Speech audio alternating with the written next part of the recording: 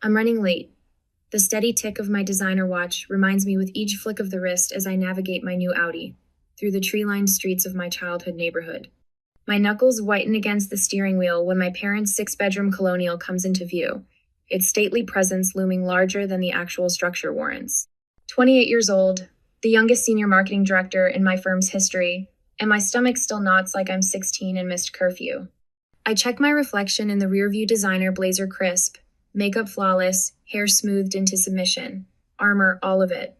The driveway is already full Brandon's Range Rover, Olivia's family SUV, Dad's Mercedes.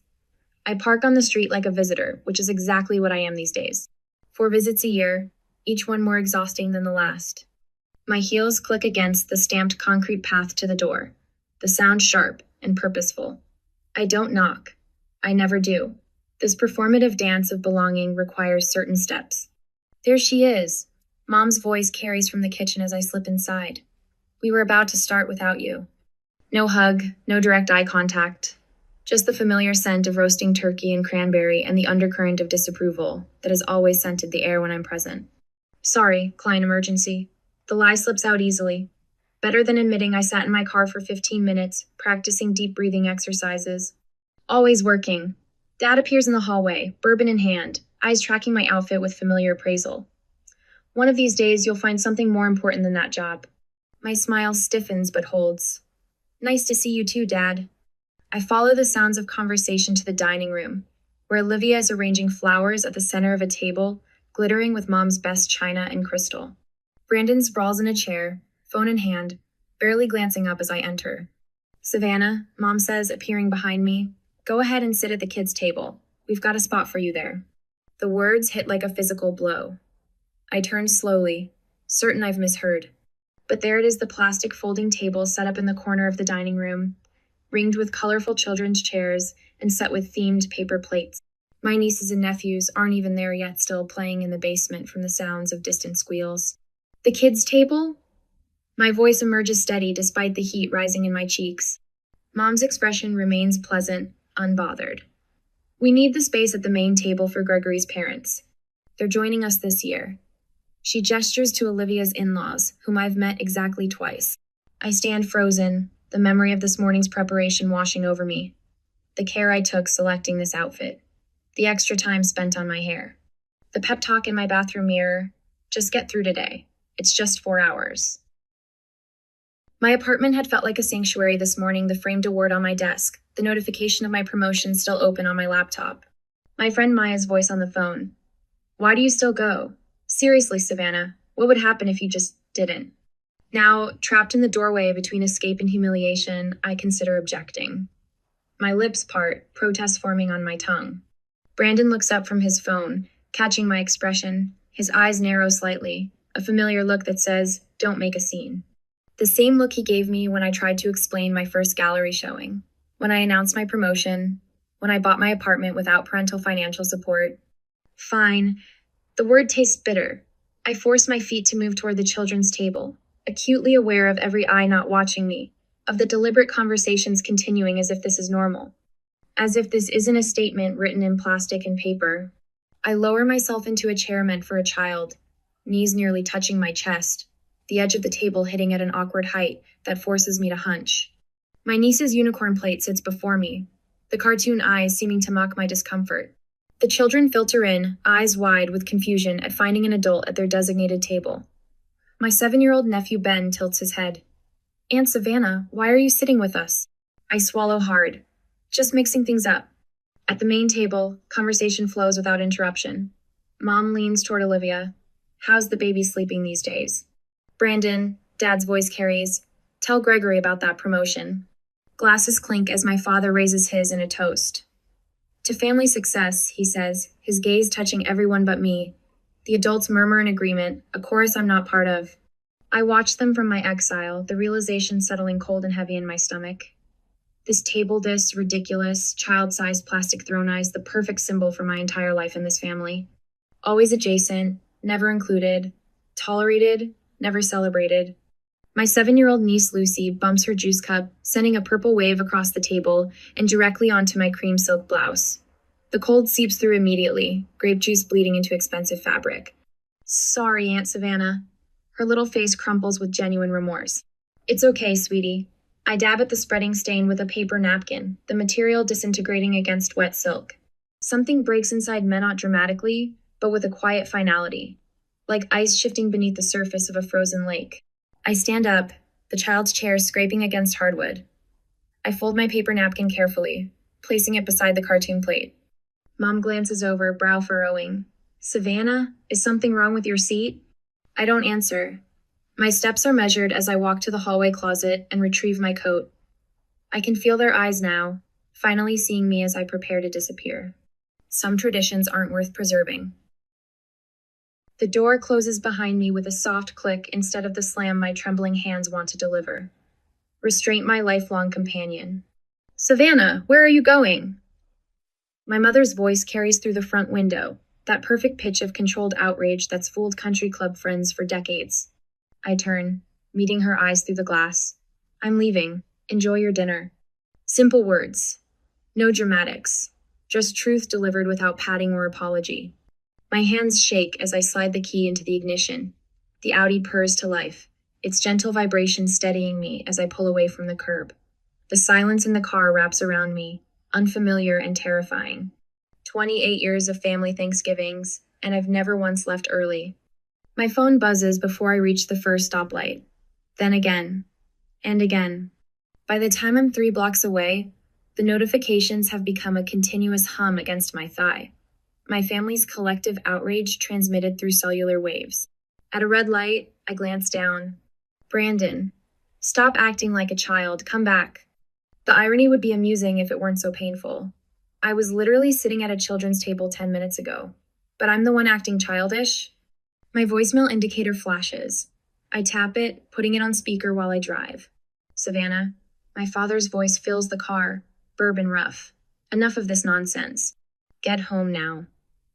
Not a request a command issued to an underling, not a successful adult woman. 2 more texts arrive in quick succession.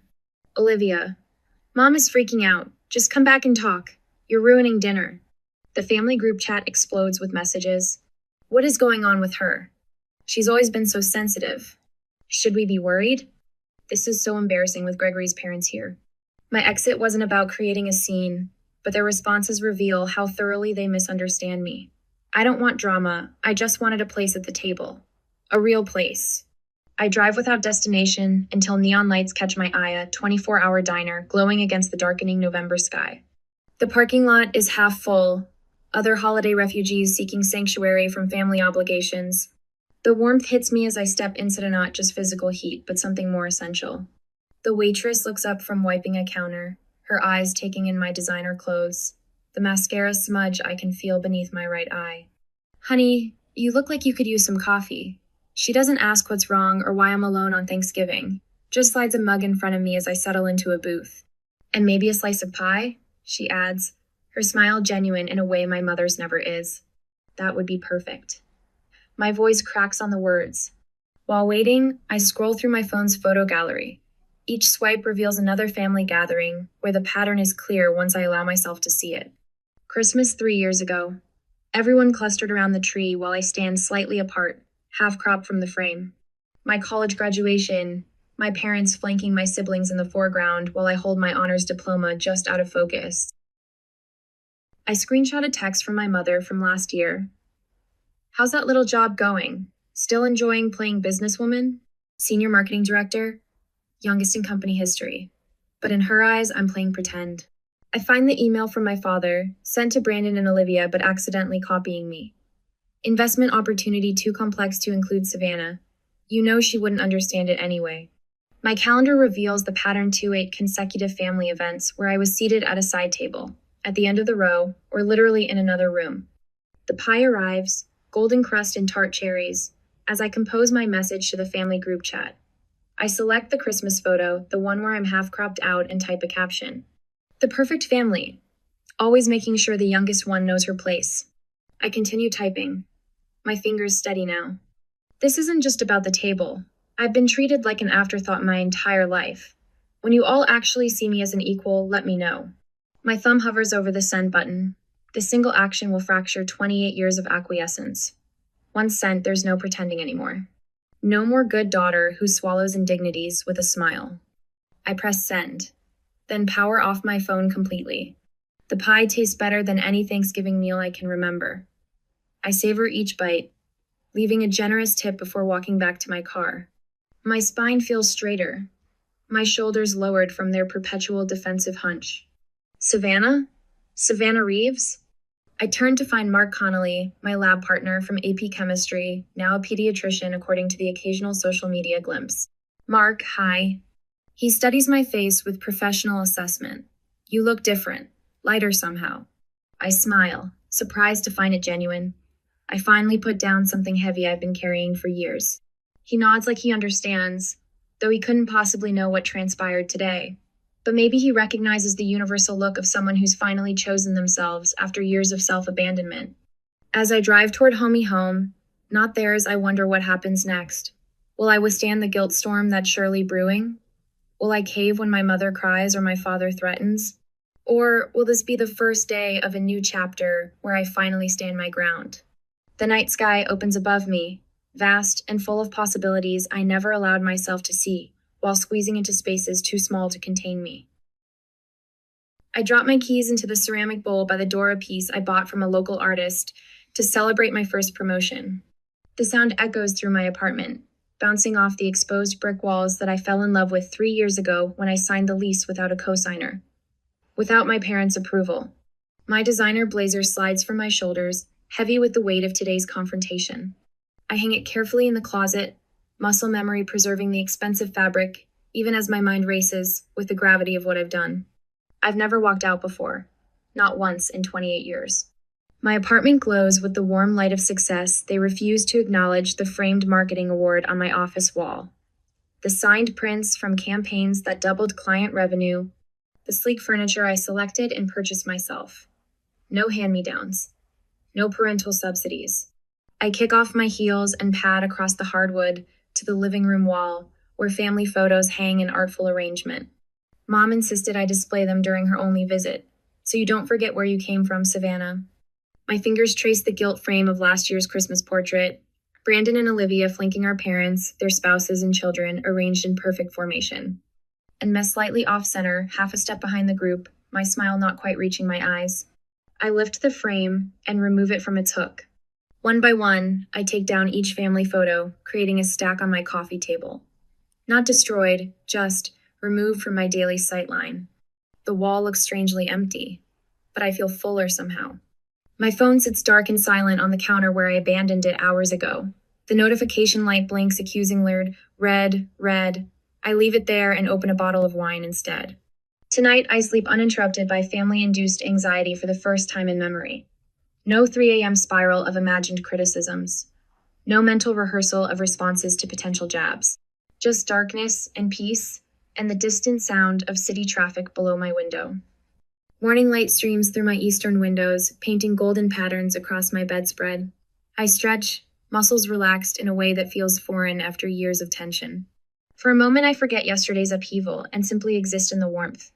Then reality returns, and with it, a strange sensation in my chest. Not the familiar tightness of dread, but something lighter. Something that feels dangerously like freedom. I shower, dress in soft lounge clothes, and make coffee before approaching my phone. The blinking light has become frantic texts, calls, voicemails accumulating throughout the night. I take a deep breath and press the power button. The notifications flood my screen in a digital avalanche of family reaction. Dad, 6:42 p.m. Where did you go? Call your mother immediately. Dad, 7:15 p.m. Your mother is devastated. Fix this now. Mom, 6:38 p.m. Savannah, please come back. We're worried about you. Mom, 8:24 p.m. I don't understand why you're making this into such a big deal. It was just a table arrangement. Brandon, 7:03 p.m. Way to ruin dinner. Mom's upset and Dad's furious. Nice work. Brandon, 10:17 p.m. If you thought this would make us respect you more, you're wrong. You're acting like a child. Olivia, 6:55 p.m. Where are you? Mom's freaking out. Olivia, 8:42 p.m. Do you realize how selfish you're being? Mom can't stop crying. The messages escalate through the evening, concern morphing to anger, then outright threats.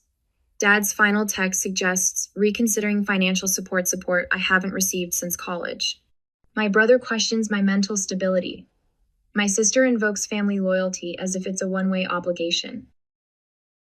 I scroll through them with growing clarity, seeing the manipulation tactics laid bare. The guilt, the gaslighting, the collective rewriting of reality where I'm the villain for refusing to accept the unacceptable. Then a text from an unexpected sender stops my thumb mid-scroll. Emma, 13, Olivia's daughter. I get it, Aunt Sav. They make me feel invisible too. My breath catches. I read it 3 times, my niece's simple words cutting through the noise of adult accusations. She sees it too, the subtle exclusion, the dismissal of worth. My phone vibrates with an incoming call. The name surprises me. Aunt Vivian, Dad's sister, who disappeared from family gatherings years ago. The black sheep who chose career over children and paid the price in familial currency. Savannah? It's Vivian. Her voice sounds both foreign and familiar, a blood connection speaking through years of absence. Aunt Viv. It's been 6 years, I know. Your cousin Marcus showed me your message. About the kids' table.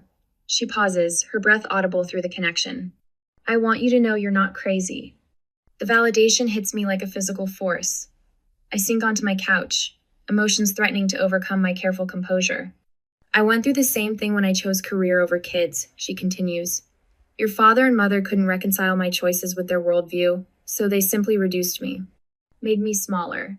Put me at the metaphorical kids' table until I stopped coming to dinner altogether. Memories surface of childhood questions about Aunt Vivian's absence. She doesn't care about family, was the standard response. A simple explanation that absolved everyone else of responsibility. I always wondered why you stopped visiting, I admit, voice barely above a whisper. Same reason you walked out yesterday. Dignity has a breaking point, Savannah. After we hang up, I pull my journal from the desk drawer and open to a blank page. At the top, I write boundaries in bold capitals, then begin listing them with surprising clarity. 1. I will only attend family gatherings where I'm treated as an equal adult. 2. I will no longer accept dismissive comments about my career. 3.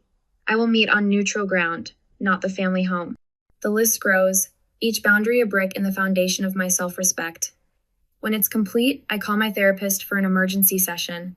Then my friend Maya, who answers with immediate concern.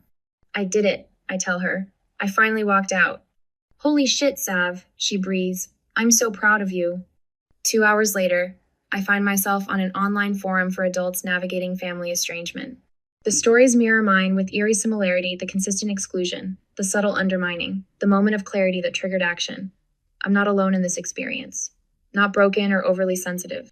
Just human, with normal human limits. By evening, I've compiled evidence of the pattern photos, text screenshots, a timeline of incidents spanning years.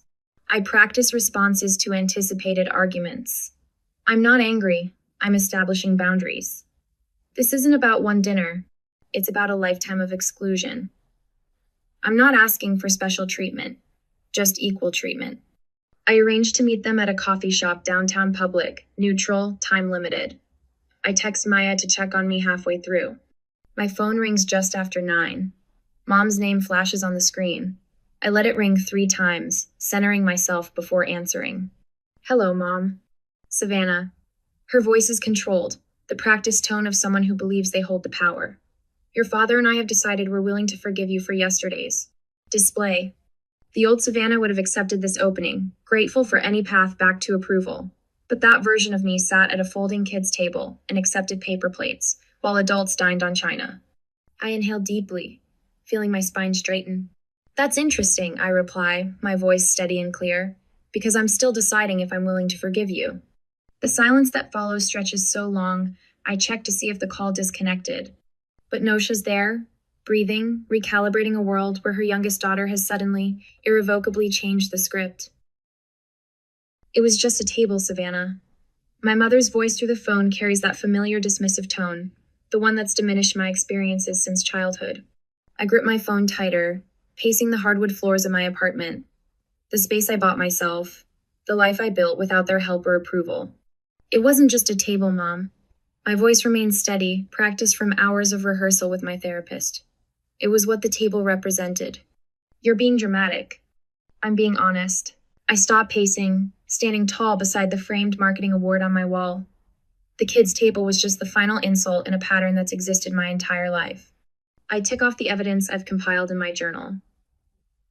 You excluded me from Brandon's investment group because, and I quote, "It's for people with real careers. You introduced Olivia as your successful daughter at the Christmas party last year while I stood right beside you. You've seated me away from adults at every family gathering since I turned 18. The silence on the other end stretches long enough that I check to see if she's hung up.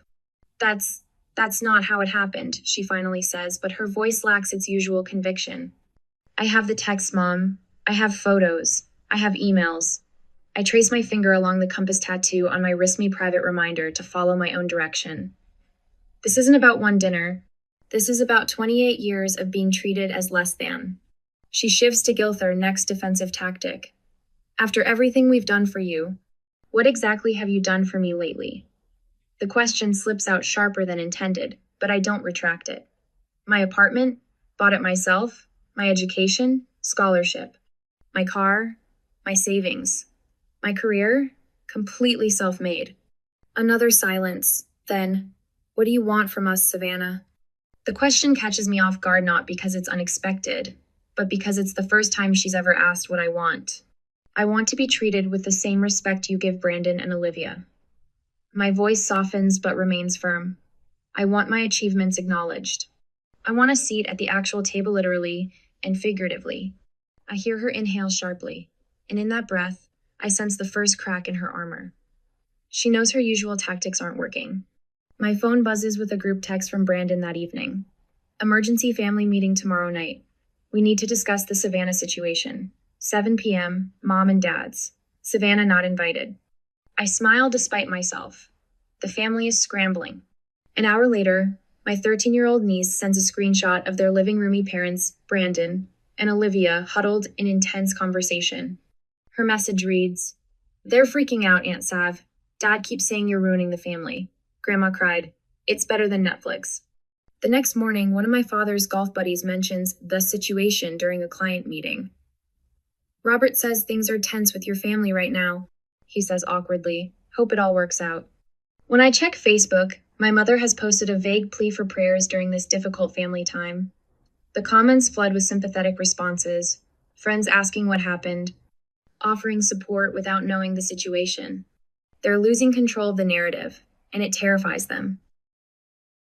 I spend 3 hours crafting my email. Each word precisely chosen, each example meticulously documented. I attach family photos spanning years images that clearly show the pattern of my exclusion. When finished, I address it to my entire extended family, not just my parents and siblings. "I love you all, but I love myself enough to demand respect."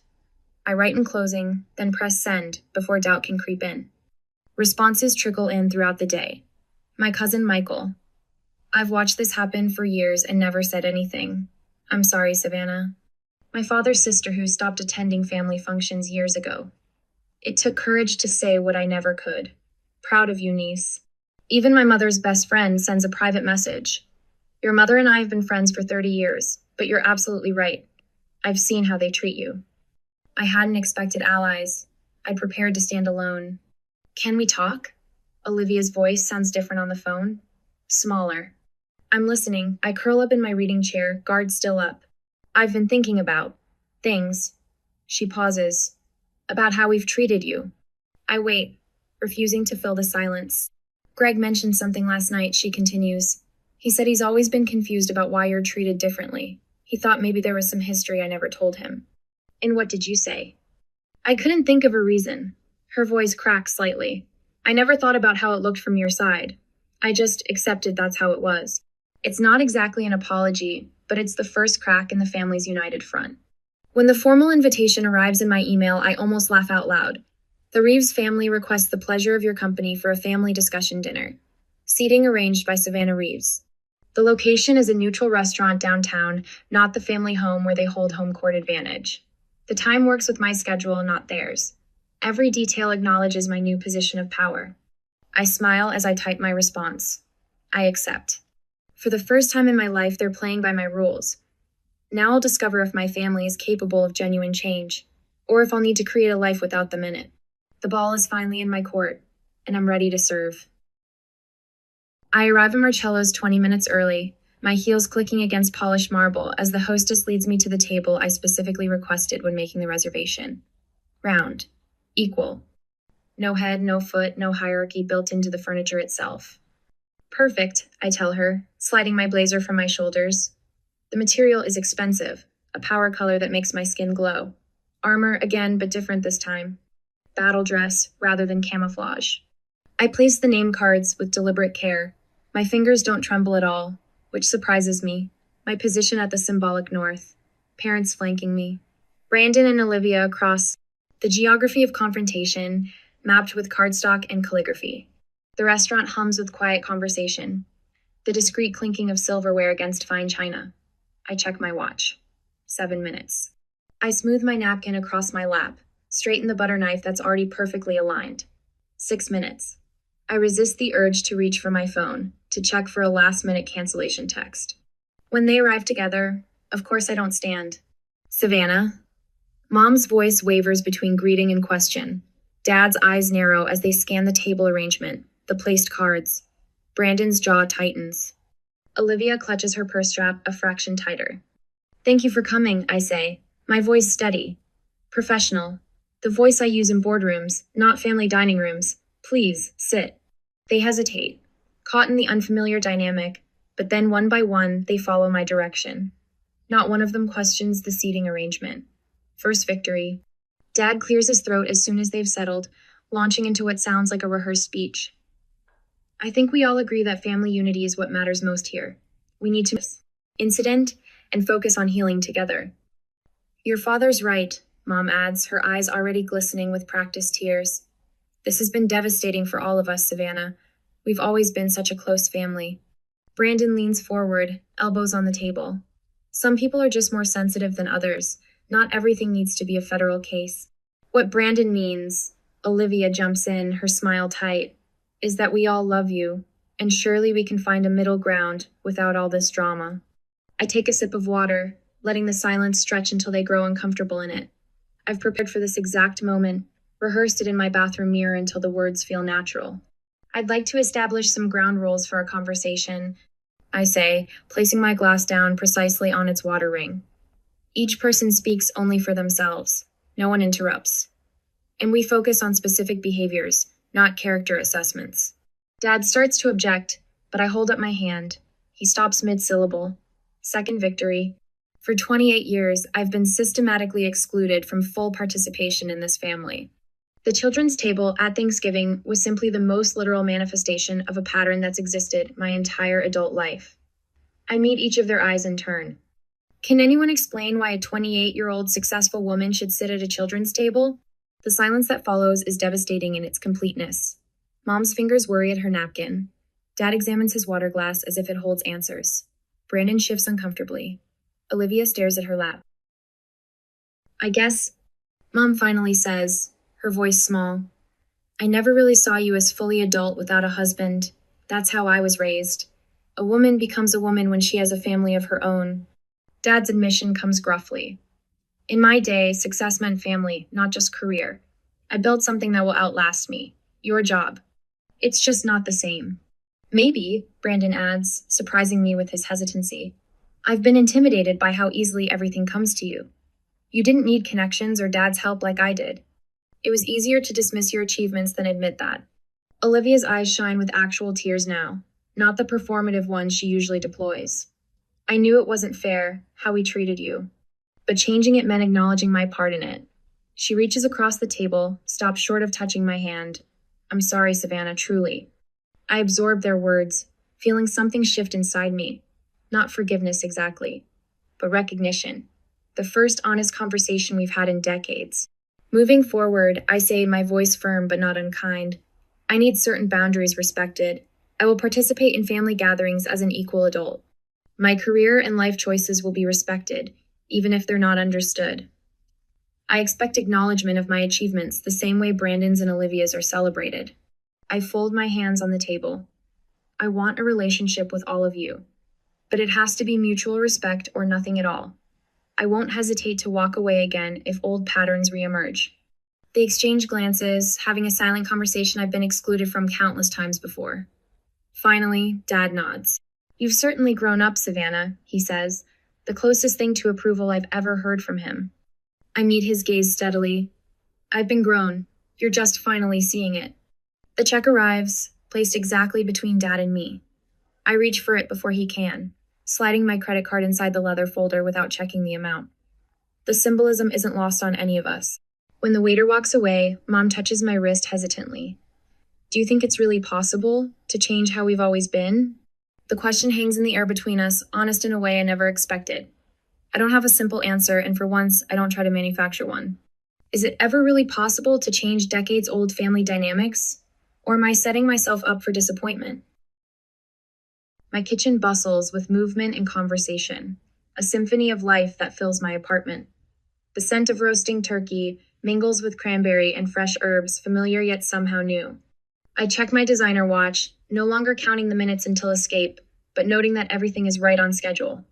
Aunt Savannah, is this enough sage for the stuffing? Lucy stands on a step stool beside me, her 13-year-old hands carefully measuring herbs. Perfect. I squeeze her shoulder. You've got a natural talent for cooking. The dining table stretches through the living area of my apartment, a single expansive surface with chairs for everyone. No plastic folding tables in sight. No exile to the corner. Mom appears at my elbow, casserole dish in hand. Where would you like this, Savannah? The question still catches me off guard, even a year later. On the sideboard, please. We'll bring everything to the table together. She follows my direction without comment, placing her famous green bean casserole exactly where I've indicated. The small victory still feels monumental. Dad hovers near my wine rack, bourbon untouched in his hand. That advertising campaign you developed for the Children's Hospital quite impressive. My golf partner's son works in marketing at NYU. He mentioned it. I don't miss how he struggles to maintain eye contact, how his fingers tap against his glass. But the words are genuine. Thanks, Dad. It increased donations by 37%. Brandon appears from the living room, phone absent for once. Savannah, got a minute? I'm considering a lateral move to Thompson & Brooks.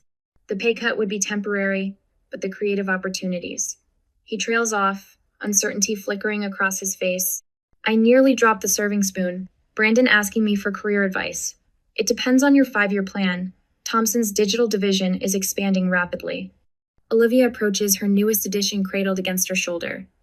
Would you mind holding her while I help set up? She's been fussy all morning, but she seems to like you. Without waiting for an answer, she places the infant in my arms. Not as an afterthought babysitter, but as a trusted equal. The weight feels right somehow. We understand each other, don't we? I whisper to the baby, who blinks solemnly up at me. This place is gorgeous, Dad comments, gesturing around my apartment. Smart investment in this neighborhood. Mom reappears from the dining area, measuring spoons in hand. Savannah, could you sit the children? She freezes mid-sentence, color draining from her face. The room goes silent. Every eye turns toward us. Mom swallows, then corrects herself. Actually, I'd love your help arranging everyone together. You always know exactly where people should be. Our eyes meet, understanding passing between us. Happy to, I reply, accepting both her correction and what it represents. My best friend Maya emerges from the guest bathroom, her presence alongside my family no longer strange but essential. My father's sister absent from family gatherings for nearly a decade chats comfortably with Olivia's in-laws near the window. I catch my niece explaining to Maya's daughter. My aunt taught us about boundaries, her voice swelling with pride. Slipping away for a moment, I stand alone in my kitchen.